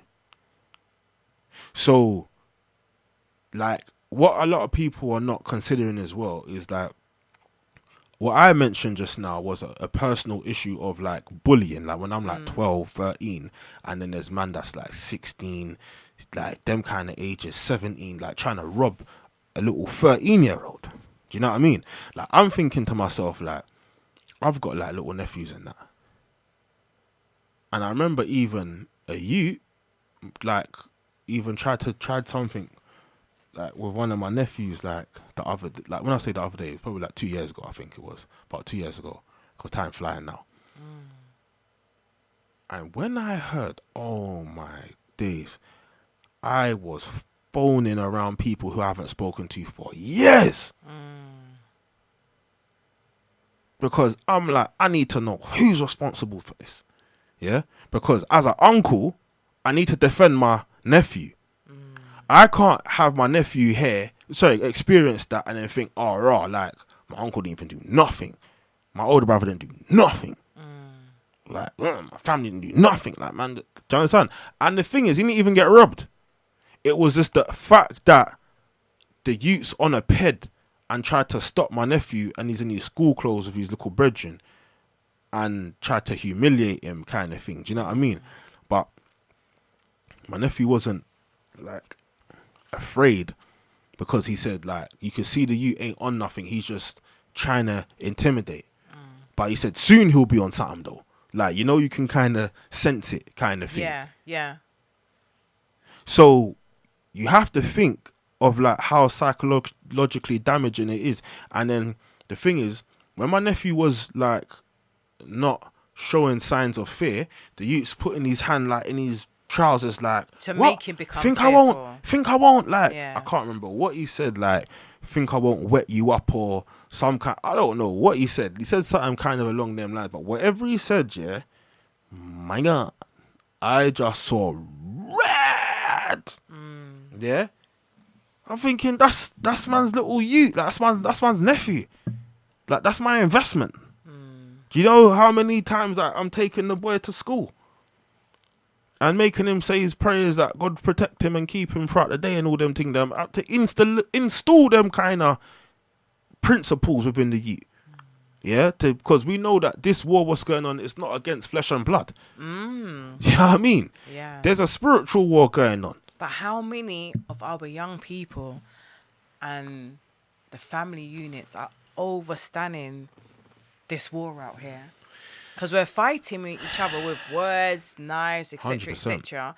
But do you remember we said, I touched on it a few episodes before about the spiritual side of us. Yeah.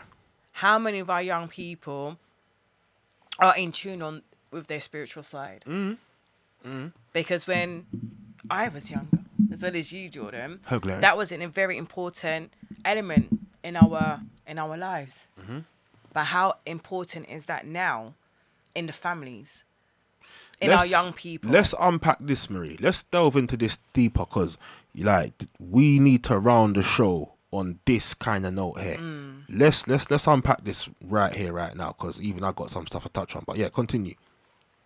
So yeah, like when I was growing up, and just like with Jordan, the spiritual side was very important.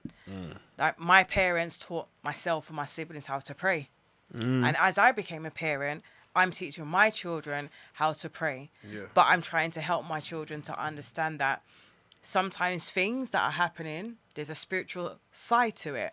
So helping them to understand that. And you've got to understand, in the schools now, they're taking that out of it. Yeah. So we do have a lot of, I wouldn't just only say it's young people, but just people generally are becoming spiritually stagnant or spiritually, as I would say, dead. So I feel that this is where we need to start. The spiritual side.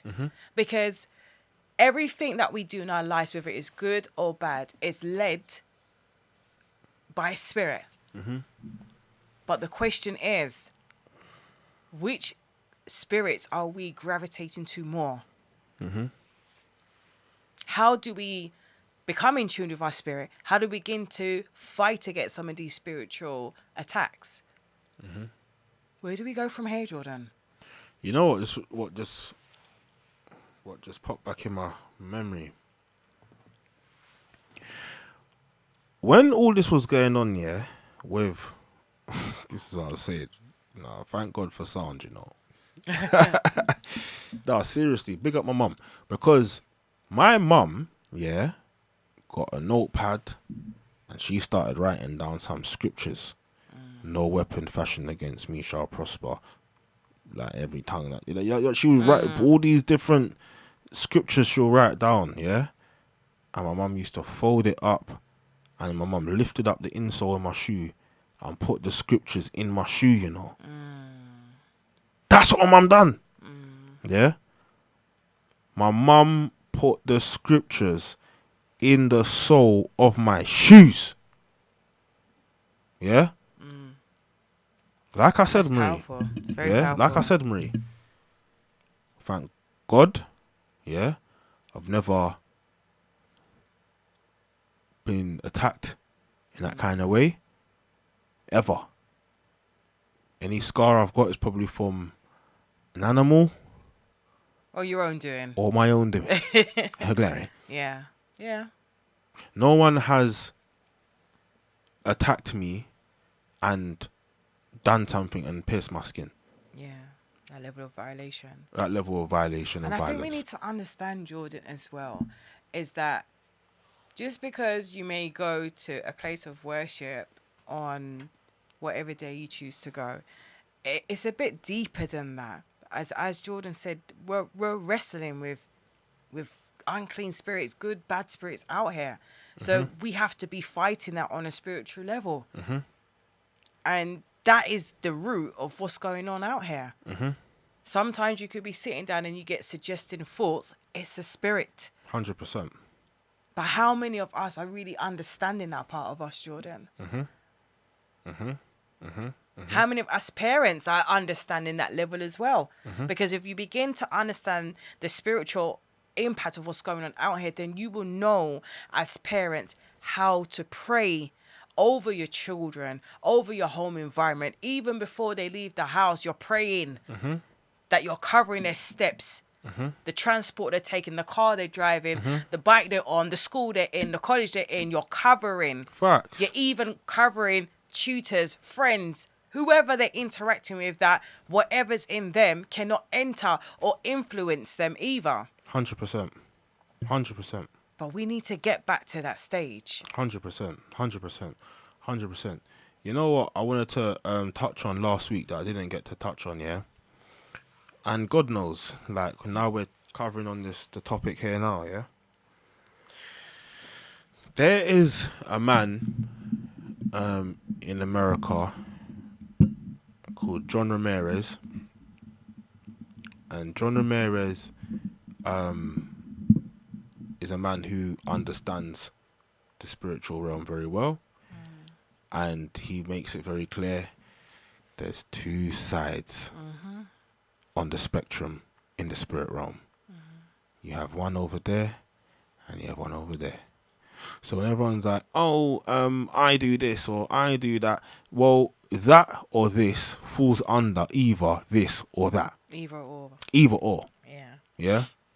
And basically, the man said that when he was serving on this side, before God found him, yeah, and taking him from the enemy's bondage, yeah.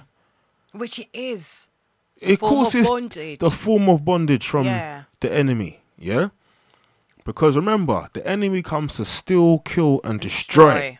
That's the enemy's game plan for everyone. He wants to destroy me. He wants to destroy Marie. He wants to destroy all of our loved ones. That is the enemy's plan, and he wants to destroy you. There's no two ways about it. The enemy wants to destroy us. He wants to steal from us. Like, he wants to steal our joy. He wants to steal, our giftings. He wants to steal our purpose. Yeah. Because if you're getting caught up in things you're not supposed to, he's taking your purpose away because you're not walking in it. 100%. He wants to kill us in whatever way, whether that's mentally, whether that's physically, spiritually. He wants to kill us, and he wants to destroy. You know, when you destroy something, it's like, well, there's no way of coming back. Yeah. Or it's going to take a very, very, very long time to come back. Like, there's a war going on in this world right now. Yeah. That's on the news and all this kind of stuff. And which you look, is also spiritual as well. This is what I'm saying. When you look at the horrific scenes, you look at the rubble, you look at the bloodshed, yeah, you look at I've seen some graphic videos, yeah, in regards to what's going on over there, for example, and you look at it and you're like, this is destroyed. You know, when you look at it, you're like, this is destroyed. You think of how much distress people are in, and you're like, trauma as this well. is traumatizing. This is it's the lowest of the low, the worst of the worst. Like, it's the worst nightmare kind of thing. Do you know what I mean? That is what the enemy wants to do to our lives. He wants to steal, he wants to kill, and he wants to destroy. And once he That's gives a his game plan. suggestive idea, concept in your mind, and you entertain it, once you carry that off, you don't care about you. Don't care. Yeah. He is a goal hanger. Yeah, he's only there to score the goal, and then that's it. Like, he leaves. Yeah, he wants whatever the goal is. He wants the goal to get scored, and that's it. Yeah. But on the other side, yeah, you hear, I came to give life. I came to give life, but more abundantly. Abundant life. Yeah. So one's coming to steal, kill, and destroy. One's coming giving you abundant life. Yeah. So there's two sides of the spectrum right here. Two sides of the coin. Now back to good old John Ramirez. He said when he was over this side and he was warring people and he's doing whatever he's doing, yeah, and he's causing destruction because he's working for the steal, kill, and destroy side. He said anytime he went to a neighborhood to cause trouble, he said anytime he got to a neighborhood where there was believers, where there was born again Christians praying. He said he couldn't work his thing. He couldn't work his magic. He couldn't cast his spell.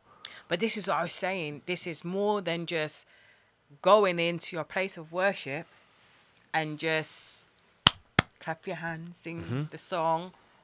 It's more than that. More. It's more than that. More. So if the man's saying he couldn't cast a spell, he couldn't go through his thing without, what do you call it? Sorry, he couldn't do it. If there was Christians praying, his thing wouldn't prosper. Yeah? And I suppose he meant the non-lukewarm Christians. That's what he meant. Yes. He meant the people who live a sold out life for God, the people who are repenting before God, the people who are saying, God, I know I've made a mistake here. Cleanse me, help me through this, Lord. I have to serve you in spirit and in truth. Those kind of people. Those kind of people who have come and said, I'm standing here as an intercessor. I'm standing here as someone who has been called to pray. Yeah? And we are declaring no bloodshed in our neighborhood. We're declaring warfare prayers, Yes. no gunshots, no stabbings, no domestic violence. Yeah, and they get specific, yeah, and they speak life. We're speaking peace in these streets, Lord. Your love, consume them, consume them with your love instead. Inspiration, like they're praying those kind of prayers. Yeah, they're praying for love to be activated in their area. John Romero said, anywhere there were Christians praying like that, couldn't work the magic. So the attack has been on what he would do is try to break the Christians down, yeah, in other ways to entice them to disregard God and then choose darkness, choose sin, choose things that are gonna separate you from God. Shake them in their faith. Shake them in their faith. So that once he does that, he's like, all right, cool. Now they're not praying. Now they're not coming against us. Now they're not coming against darkness. We can move in now. We can do our thing now. We can erect our altars, our buildings, or whatever it is. We can have our meetings. Let's stop the Christians. Yeah? That is what my man was saying. That's what he used to do all the while. He's saying, believers, we need to be praying. Yeah? Fair enough. They taken, prayers out of the primary school, for instance. But you need to pray with your children from beforehand. Teach your children from Teach your young. children from young how to pray. Yeah. There's a scripture that says, train up a child in the way that he should go. So when he's older, he shall not depart from it. Yeah. So it's our job, to draw closer to God. And I believe as well, Jordan, it's us as individuals to have that personal relationship. Because you might say, oh, but when I saw my grandma and granddad, they was a bit over the top. That was their way and their relationship with God. It's about you having your relationship with God and for you to share what he lays upon your heart to impart into your children. But in the times we're living in now, you cannot afford to even go to your bed without covering your children. When a few years ago, I was doing some research as well. And apparently, Jordan, from 12, what did you say, 12 a.m., midnight, to around 3 o'clock in the morning, that is when spiritually is very interesting and active. The times where we're sleeping, most of the time that's when you hear about, oh, did you hear what happened around 1 o'clock in the morning? It's attacks going on out here. How many of us, before we lay our heads on our pillows, are praying warfare prayers over our homes, our community, our children, our family, our loved ones? Come on. Because if you feel that prayer is not powerful, I know for myself, Come on. I can give you many situations where I seeked and I cried out to God, and He answered me. And I know that Jordan can as well. So there is power in prayer. I pray over my children, whether they are at home or in their own environments. I'll pray over them. Even down to those who they interact with, their peers, the teachers, when they're driving, taking the bus, wherever they are, I'm covering every step that they take. 100%. Not only just covering their steps, but that God will convict their heart, that whatever's in there that's not of Him, He will begin to cleanse it out, so they begin to have a hunger and thirst for Him. 100%. And if we continue to seek and pray this way, you will see your prayers answered. 100%. 100%. 100%. 100%. And feel free to message Marie or myself on our Evening Talks Instagram page if anyone needs any help or direction or any suggestions. Yeah, we can definitely send some encouragement your way. Holy Spirit led items, yeah, whether it be a concert, whether it be a prayer, whether it be, a few tips, little stuff that will help you develop with your relationship with God. Yeah. So that you can pray over your children. Yeah. Because make it a habit. Yeah, make it a habit. Make it a habit, yeah. like you would get up in the morning time and you have your breakfast. Yeah. I think I've said this on previous episodes that my body now wakes me up around 5. I'm up at 5, and before I even get myself or my daughter ready for school, I'm spending that time praying, not only just for my day, her day, my son's days, both of my sons, because they're young and they're out here. So I'm covering them. I'm covering loved ones. I'm going in. Come on. And I've noticed that when I'm consistent like that, I feel the difference within myself as I'm going through my day. Prayer works. 100%. I know 100%. when we hear things, we're like, God, why did this happen? But as I said to Jordan today, we don't know really what kind of conviction, unction that God was plucking different individuals on before these incidents we hear about has happened. 100%. We don't know. 100%. We don't know who said tomorrow. Yeah. He's a merciful God, so you don't know. There could have been people He sent that could have spoken a word. It could have fallen on deaf ears. We don't know. But it's important that we continue to nurture, feed our spiritual man. It's important. 100%. 100%. 100%. 100%. 100%. There's a scripture that says, for the weapons of our warfare are not carnal. Yeah? They're not carnal, meaning the weapons that we use are not physical. So the knives that these young people are using, yeah, behind the scenes, That's what you should be fighting. we are not using those kind of weapons in our warfare, because our warfare is spiritual. Yeah, it's not physical. Yeah, so the weapons of our warfare are not carnal. Yeah, but mighty in God. Yeah, for pulling down strongholds. Because a lot of incidents and situations our community are in are strongholds. Even some of the patterns in our families. Because, for example, you might see a pattern that's happened from great-grandfather, grandfather, dad to son now that's been in the family. Do you know, through using biblical scriptures, fasting and praying, you can break that off your family's life?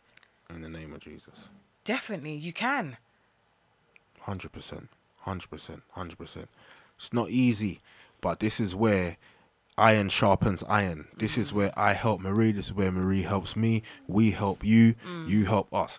That's what it's about. Yeah, it's that level of fellowship, communication and relationship. Yeah, because this battle is it's a spiritual battle. Yeah. Yeah, it's a spiritual battle. And when people talk about, oh, how are we going to stop the knife crime? How are we going to stop the knife? Let's pray. Yeah, let's pray. Yeah, but not surface prayer. No. Yeah, not just, kumbaya. But No. we need to really be specific, within the prayers. Because think about it. If someone says, oh, what do you want to eat today? Oh, I could do with I can do with like, we know what we would like to eat. Like, let's say you're not paying for it. Yeah. And then, You're not going to say, oh, just anything. No. You're not asking for toast. I want jerk chicken and some rice and peas. Yeah, you know exactly. Macaroni and cheese. You know exactly what Coleslaw. you want. You know exactly what you want. Yeah. And when praying for your children, you have to know exactly what you want. Lord, keep them. Lord, protect them. Lord, guide them. Lord, inspire them. Give them a mind like you. You might even want to say, sift through the friends them, any ones who are not coming in a genuine spirit.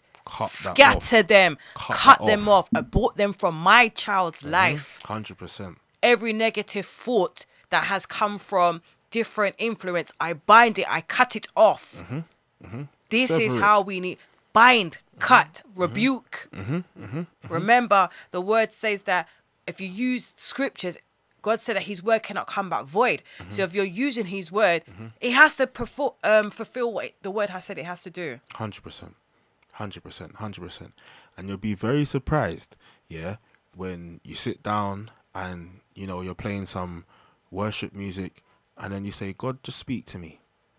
Yeah, Holy Spirit, speak to me. You'll be very surprised, how you'll get direction and what downloads you'll get from heaven and how one ought to maneuver, and raise these children. Yeah. And even for the fathers who are out there not being fathers, pray for them as well. Yeah. Yeah. Yeah. As bitter as it is, it might be very hard and hurtful for, like, say, a lady who's been rejected, for example. Yeah. But yes, pray for them. Pray for them in as well, because they're not perfect. Yeah. Pray for the people. None of us are perfect. Pray for each other. 100%. Pray for another mother. 100%. Pray for another father. Pray for 100%. grandparents. Pray for aunts and uncles. Because if we are on one accord, seeking God, there's so much power that's going to come through us. And don't be disheartened if you're praying about something and you're not seeing the results. Because God's timing is not our timing. 100%. Continue to have faith and trust. 100%. If it don't make sense to you, don't worry about that. God will reveal it. His thoughts are not our thoughts. Our thoughts are not his. 100%. 100%. 100%. 100%. 100%. Like I said, message us on our Instagram, on Evening Talks, with Josh, Jordan and Marie. Should we give it out again, Jordan? Yep. So it's Evening Talks _JJNM. Yeah, that's it there. Evening Talks _JJNM. Yeah, like November Mother. Yeah. And then hit us up and we will get back to you if you need any help, any support, because we're here to support our community. We're here to help them. Yeah. So we've had an interesting one last week looking at behind the scenes of the knife crime. This week we've had another interesting one looking at behind the scenes of knife crime. Yeah. And the mindsets. We've looked at the family structure. Yeah. We've looked at, young men not respecting their father, for example. And sometimes not respecting the mother either as well. And not respecting the mother either. Said way, overriding what the mum's saying. Some man know that the mum's bleeding, The mum is bleeding. Can't look at the son anymore because the son's, messing up, or the daughter's messing up like continuously. It's embarrassing. Please, kicking off the door. It's embarrassing because the lifestyle is seriously bad. But there's no respect. Sometimes it's not until they're actually in prison before they start to realise, you know what, I put my mum through hella stress, So we've looked at a lot of the stuff behind the scenes. Influence. Approval. We've looked at a lot of this stuff. Spiritual side of things as and well. the spiritual side of this as well. Please take responsibility for your children physically and spiritually. 100%. 100%. This has been a very interesting topic, and we want to thank everyone who's engaged with us. We had a lot of engagements. There were some comments that we didn't actually get to read out, but we appreciate you for sharing For as interacting well with and us interacting today. with us Thank you. as well. Thank you, because one thing we do know is that people on who tune into Just Cool Radio comment on the TikTok, and they liaise amongst each other as well, encouraging each other as well. You know what I mean? That's the power of social media when using the positive, aspect. So yes, it's been an Yeah. amazing show, and we shall be here next week, Thursday, 8 p.m. till 10 p.m. on Just Just Cool Cool Radio. Radio. Evening talks with Josh, Jordan, and Marie. Have a blessed week. Bye. Yeah, the mic's on. Marie, are you ready? Hey, Jordan. Are you ready? I'm ready. I don't know if they're ready though. Well, let's see. Radio, disturbing the silence and catching the eye of many. Stay tuned.